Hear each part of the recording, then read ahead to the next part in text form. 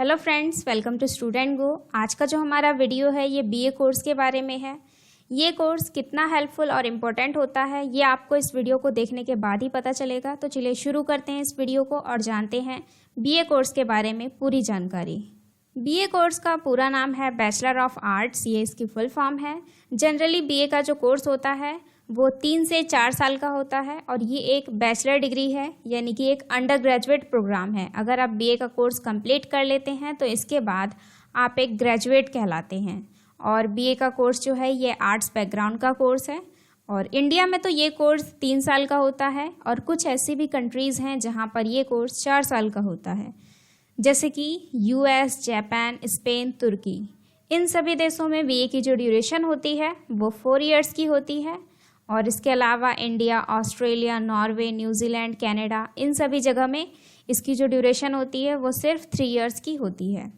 इसके अलावा ये कोर्स बहुत ही कम ऐसे कॉलेज होते हैं जहाँ पर सेमेस्टर वाइज भी डिवाइडेड होता है।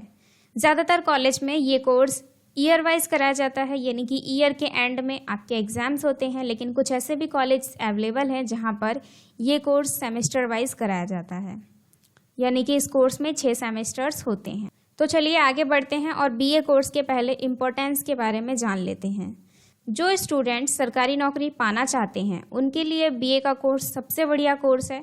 आपको ये तो मालूम ही होगा कि सरकारी नौकरी पाने के लिए जो कॉम्पिटिटिव एग्ज़ाम्स होते हैं, जिन्हें हिंदी में प्रतियोगी परीक्षाएं कहते हैं, उनकी तैयारी हमें करनी पड़ती है।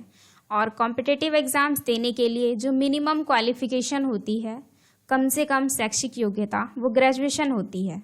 वैसे तो ग्रेजुएशन लेवल के और भी कई सारे कोर्स अवेलेबल हैं जिन्हें करने के बाद आप सरकारी नौकरी की तैयारी कर सकते हैं, या फिर ग्रेजुएशन की पढ़ाई के साथ साथ भी तैयारी कर सकते हैं। ऐसा होता है कि जब हम फाइनल ईयर में होते हैं ग्रेजुएशन के, उसके साथ साथ ही हम सरकारी नौकरी के फॉर्म भी भर सकते हैं। तो अब स्टूडेंट्स के माइंड में ये क्वेश्चन आता है कि किसी भी ग्रेजुएशन लेवल के कोर्स को करने के बाद हम सरकारी नौकरी की तैयारी तो कर ही सकते हैं, तो हम बीए का कोर्स ही क्यों करें? और ज़्यादातर स्टूडेंट्स बीए का कोर्स ही क्यों करते हैं? बीएससी, बीकॉम, बीबीए, बीएमएस जैसे और भी कई सारे कोर्स हैं, उनमें से कोई कोर्स क्यों नहीं करते हैं? तो ज़्यादातर स्टूडेंट्स तो बीए कोर्स ही करते हैं। इसका मैं आपको रीज़न बता देती हूँ। तो देखिए, बीए एक आर्ट्स बैकग्राउंड का कोर्स है और इसकी पढ़ाई बाकी कोर्स से थोड़ी ईजी होती है और आप सरकारी नौकरी की तैयारी और साथ में ग्रेजुएशन की पढ़ाई दोनों को एक साथ मैनेज कर सकते हैं। और जो कॉम्पिटिटिव एग्ज़ाम्स होते हैं उनमें जो क्वेश्चंस होते हैं वो जनरल नॉलेज, करंट अफेयर्स और हिस्ट्री से रिलेटेड होते हैं, जो कि आपको बीए में ही पढ़ाया जाता है। बीए के अलावा जो बाकी कोर्सेज़ हैं वो बीए से कठिन होते हैं और आपको एक साथ कॉम्पिटिटिव एग्ज़ाम्स की तैयारी और ग्रेजुएशन की पढ़ाई दोनों को मैनेज कर पाना थोड़ा मुश्किल हो जाता है। इसीलिए कॉम्पिटिटिव एग्ज़ाम्स की तैयारी करने वाले ज़्यादातर स्टूडेंट्स बीए का कोर्स करते हैं। तो अगर आगे चल के आप भी किसी प्रतियोगी परीक्षा की तैयारी करना चाहते हैं, सरकारी नौकरी पाना चाहते हैं, तो आप भी बीए का कोर्स कर सकते हैं। तो अब हम जान लेते हैं इस कोर्स की एलिजिबिलिटी, यानी कि अगर कोई स्टूडेंट बीए का कोर्स करना चाहते हैं तो उनके पास क्या क्या योग्यताएँ होनी चाहिए। योग्यता में सबसे पहले आपके पास 12th का सर्टिफिकेट होना ज़रूरी है, वो भी किसी रिकॉग्नाइज बोर्ड से। और आपके पास 12th में कम से कम 50 से 60% मार्क्स भी होने चाहिए। वैसे ये कॉलेज पे डिपेंड करता है कि आपके पास कितने परसेंटेज होने चाहिए 12th में। कुछ कॉलेज होते हैं जो आपको 40% मार्क्स पे भी एडमिशन दे देते हैं, कुछ 45 पे, कुछ 50 और कुछ 60% मार्क्स पे एडमिशन देते हैं। तो मार्क्स का क्राइटेरिया जो है वो कॉलेज पे डिपेंड करता है। और बीए का कोर्स किसी भी स्ट्रीम के स्टूडेंट कर सकते हैं, जैसे आपने 12th पीसीएम से पास किया हो, पीसीबी से किया हो, या फिर कॉमर्स स्ट्रीम से किया हो, या फिर आर्ट स्ट्रीम से, आप बीए का कोर्स कर सकते हैं किसी भी स्ट्रीम से 12th पास करने के बाद। इसके बाद हम जान लेते हैं इस कोर्स के एडमिशन प्रोसेस के बारे में। एडमिशन की प्रक्रिया क्या होती है इस कोर्स की? तो बाकी कोर्स की तरह इसमें भी 2 प्रोसेस होते हैं, एक तो मेरिट बेस्ड का और एक एंट्रेंस एग्ज़ाम का, और ये भी आपके कॉलेज पे डिपेंड करता है। बीए का जो एडमिशन होता है वो ज़्यादातर कॉलेज में मेरिट बेस्ड होता है। 12th में आपके जितने भी मार्क्स आए हों उसके बेस पे आपका एडमिशन हो जाता है। एंट्रेंस एग्ज़ाम देने की ज़रूरत ज़्यादा कॉलेज में नहीं होती, बहुत ही कम ऐसे कॉलेज हैं जो एंट्रेंस एग्ज़ाम लेते हैं, बट जो टॉप कॉलेज हैं वहाँ पर एंट्रेंस एग्ज़ाम होता है। तो अगर आप बीए किसी टॉप कॉलेज से करना चाहते हैं तो आपको एंट्रेंस एग्ज़ाम की तैयारी करनी पड़ेगी। और इस कोर्स का जो एडमिशन होता है वो जून से जुलाई के मंथ में शुरू हो जाते हैं। अब हम बात कर लेते हैं इस कोर्स के फ़ीस के बारे में। तो इस कोर्स की फ़ीस बाकी कोर्स से थोड़ा कम होता है, जैसे कि कुछ कॉलेज में इसकी फ़ीस जो एवरेज फ़ीस होती है वो 15,000 से 20,000 पर ईयर होती है प्राइवेट कॉलेज में, और गवर्नमेंट कॉलेज में इसकी फ़ीस इससे भी कम होती है, और कहीं कहीं पे प्राइवेट कॉलेज में इसकी फ़ीस 15-20 हज़ार से भी ज़्यादा हो सकती है। तो फीस का क्राइटेरिया भी कॉलेज पे डिपेंड करता है। और इस कोर्स को आप रेगुलर मोड से भी कर सकते हैं और डिस्टेंस मोड से भी कर सकते हैं। अगर कोई स्टूडेंट रेगुलर कॉलेज नहीं जा सकते हैं तो वो इस कोर्स को डिस्टेंस मोड से आसानी से कर सकते हैं। डिस्टेंस की जो पढ़ाई होती है उसमें आपका कुछ ज़्यादा डिफरेंस नहीं होता रेगुलर से। उसमें ये होता है कि आपको पढ़ना तो होता है लेकिन आपको घर बैठ के पढ़ना होता है। उसमें आपको डेली कॉलेज जाने की ज़रूरत नहीं होती। आप हफ्ते में 1 से 2 दिन कॉलेज जा सकते हैं और वो भी आप पे डिपेंड करता है, या फिर आप चाहे मंथ में भी 1-2 बार कॉलेज जा सकते हैं। तो यहाँ पर हम टॉप 10 रेगुलर कॉलेज के नाम जान लेते हैं जो कि बीए के लिए है। तो यहाँ पर आप देख सकते हैं, सबसे पहले है लेडी श्री राम कॉलेज जो कि न्यू दिल्ली में है। फिर है Hansraj college Delhi university, Madras Christian college Chennai, Loyola college Chennai, lovely professional university Jalandhar, Christ university Bangalore, Shri Ram college of commerce New Delhi, Hindu college Delhi university, Miranda house Delhi university, Ramjas college Delhi university. तो ये है टॉप 10 कॉलेज फॉर बीए जो कि रेगुलर कॉलेज हैं।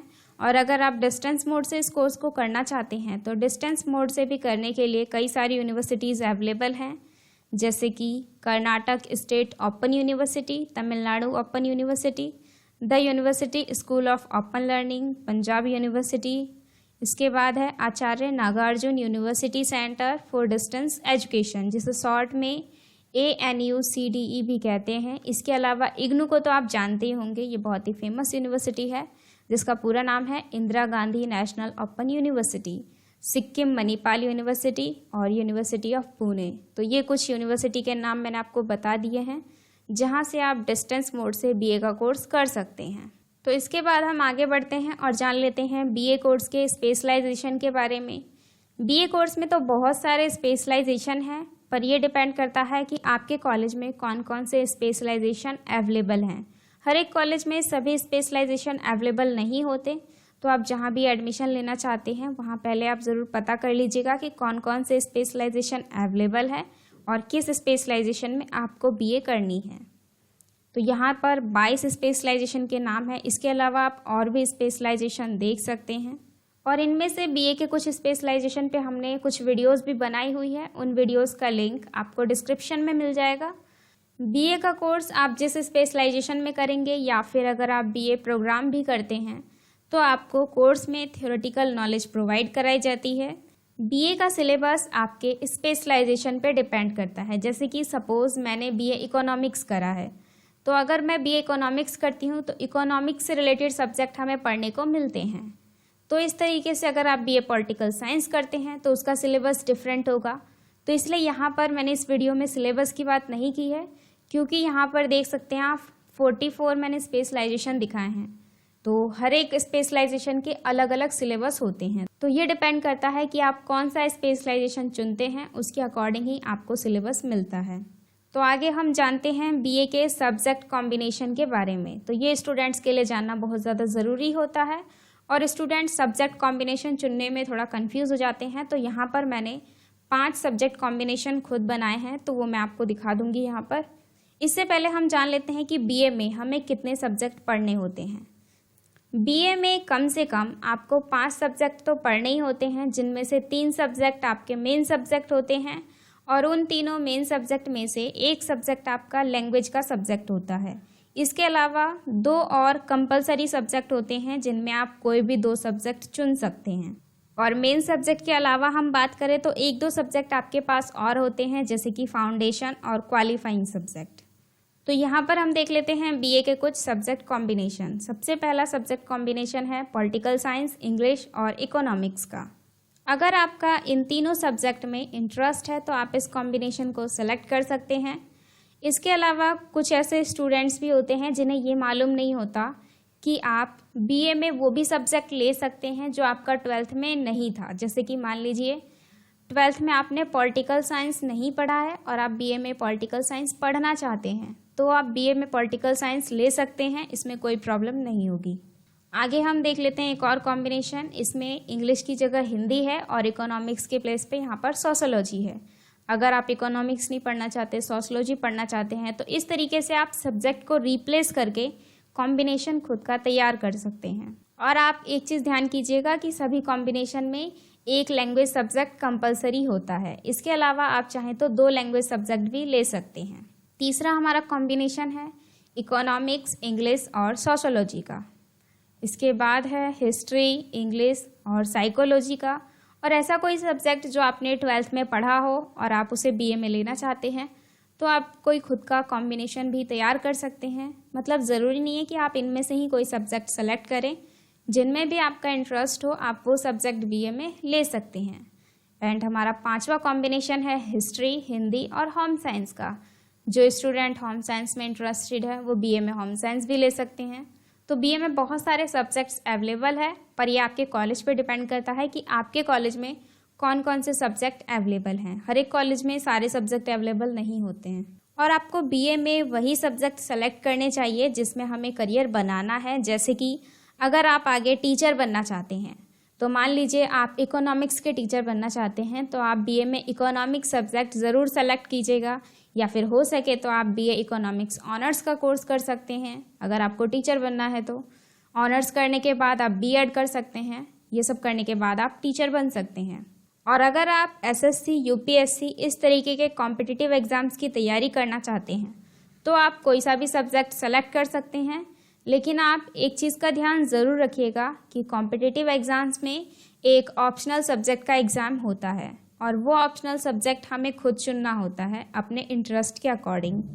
तो उस ऑप्शनल सब्जेक्ट में अगर आपने सोच रखा है कि आपको क्या चुनना है, तो वो सब्जेक्ट आप अपने ग्रेजुएशन में ज़रूर लीजिएगा। फॉर एग्ज़ाम्पल, मैं ऑप्शनल सब्जेक्ट में साइकोलॉजी रखना चाहती हूँ, तो मुझे बीए में भी साइकोलॉजी लेना चाहिए। इससे ये होगा कि आपके पास साइकोलॉजी सब्जेक्ट की पूरी नॉलेज होगी और आप उसके एग्ज़ाम में अच्छे से अच्छे मार्क्स गेन कर पाएंगे। और अगर हम बात करें बीए के एग्ज़ाम्स के बारे में, तो मोस्टली कॉलेज में इसके एग्ज़ाम्स एनुअली ही होते हैं, यानी कि ईयर के एंड में फाइनल एग्ज़ाम्स होते हैं। सेमेस्टर वाइज इसके एग्ज़ाम्स नहीं होते हैं। इसके बाद हम आगे बढ़ते हैं और जान लेते हैं करियर अपॉर्चुनिटीज़ के बारे में। बीए कोर्स करने के बाद आप कौन कौन से जॉब कर सकते हैं, उनके थोड़े एग्जांपल्स देख लेते हैं हम। जैसे कि आप बीए करने के बाद एग्जीक्यूटिव असिस्टेंट बन सकते हैं, operation manager, human resource manager, graphic designer, content writer, operation team leader, marketing manager, business development manager, foreign language expert. और जो आपकी बीए करने के बाद स्टार्टिंग की सैलरी होगी वो मिनिमम 3 से 5 लाख पर एनम होगी, यानी कि आपकी सैलरी ईयर वाइज होगी 3 से 5 लाख। इसके बाद हम कुछ कोर्स के बारे में जान लेते हैं जो हम बीए के बाद कर सकते हैं। तो यहाँ पर जैसे कि अगर आपको सेल्स एंड मार्केटिंग में अपना करियर बनाना है तो आप एमए कर सकते हैं, एमबीए कर सकते हैं। इसके अलावा अगर आपको लॉ में करियर बनाना है तो आप बीए के बाद एलएलबी कर सकते हैं। इसके बाद है मास कम्युनिकेशन एंड जर्नलिज्म। अगर आप इसमें अपना करियर बनाना चाहते हैं तो आप बीए करने के बाद एमए कर सकते हैं मास कम्युनिकेशन एंड जर्नलिज्म में। इसके अलावा आपके पास एक और ऑप्शन है कि आप बीए जर्नल ना करके BA in mass communication and journalism भी कर सकते हैं। फिर बात करते हैं टीचर बनने की। तो अगर आपको टीचर या लेक्चरर बनना है तो आप बीए में उस सब्जेक्ट को तो ज़रूर रखिएगा जिस सब्जेक्ट के आप टीचर या लेक्चरर बनना चाहते हैं। इसके अलावा टीचर बनने के लिए आपको बीए के बाद बीएड करना ज़रूरी होता है, जो कि 2 साल का होता है। बीए के बाद अगर आप बीएड करते हैं तो उसकी ड्यूरेशन 2 इयर्स की होती है। और अगर आप लेक्चरर बनना चाहते हैं तो आपको ग्रेजुएशन के बाद मास्टर्स भी करना होगा। इसके बाद आप पीएचडी भी कर सकते हैं। पीएचडी करने के बाद ही आप लेक्चरर बन सकते हैं। और बात करें बैंकिंग एंड फाइनेंस के बारे में, तो अगर आप बैंकिंग एंड फाइनेंस में अपना करियर बनाना चाहते हैं तो आप बीए के बाद एमए कर सकते हैं, या फिर आप बीए में बैंकिंग एंड फाइनेंस की स्पेशलाइजेशन सेलेक्ट कर सकते हैं, जिसे BA in banking and finance भी कहते हैं। इसके अलावा आप बीए करने के बाद डिप्लोमा कोर्सेज भी कर सकते हैं, जो कि कोई 1 साल का होता है, और कुछ 6 मंथ के डिप्लोमा कोर्सेज भी होते हैं, आप वो भी कर सकते हैं। और अगर आप सरकारी नौकरी करना चाहते हैं तो आप बीए के बाद सिविल सर्विसेज की भी तैयारी कर सकते हैं, जैसे कि आईएएस, आईपीएस।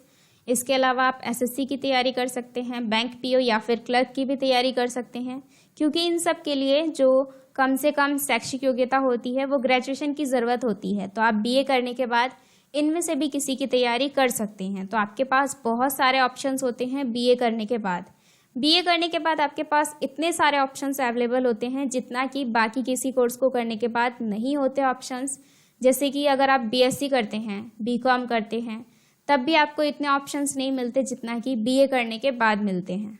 तो यदि आपको ये वीडियो ज़रा भी हेल्पफुल लगा हो तो प्लीज़ एक लाइक ज़रूर कर दीजिएगा और हमारे चैनल को सब्सक्राइब करके बेल आइकन भी ज़रूर प्रेस कीजिएगा, जिससे आगे आने वाली सभी वीडियोज़ के जो नोटिफिकेशन है वो आपको आसानी से मिलते रहेंगे और आप हमारी सभी वीडियोज़ देख पाएंगे। Thank you so much for watching this video.